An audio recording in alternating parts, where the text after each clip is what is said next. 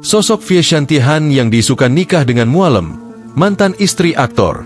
Nama Datin Sri Fie Shantihan mencuat sebagai sosok perempuan yang diisukan duduk di pelaminan bersama Gubernur Aceh Muzakir Manaf, Mualem. Jagat media sosial heboh oleh isu pernikahan Mualem dengan wanita asal Malaysia tersebut. Potongan video Mualem beredar luas dan menjadi perhatian warganet.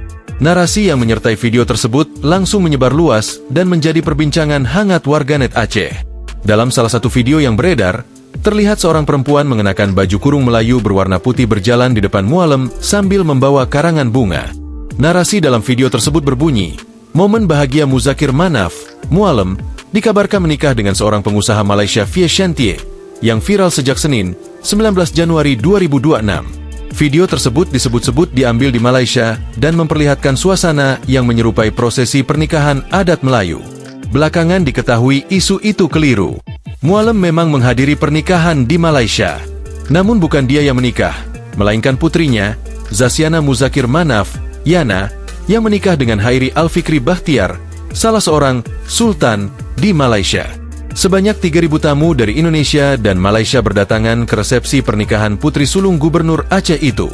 Di antara masyarakat yang hadir, terlihat Wali Nagroi Aceh Malik Mahmud Al-Haitar, Wakil Kepala Badan Haji RI Daniel Simanjuntak, dan Wamenkomdigi Nezar Patria.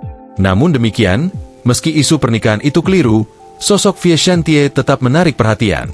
Berdasarkan informasi yang beredar, Fie Shantihan dikenal sebagai pengusaha wanita sukses asal Malaysia. Datin Sri Fie Shantihan akhirnya memberikan klarifikasi langsung. Melalui akun Instagram pribadinya, ia mengunggah foto bersama sang suami, Datuk Seri Panglima Abdul Rahman Dahlan, dengan keterangan singkat namun tegas, "My one and only husband," disertai emoji hati putih.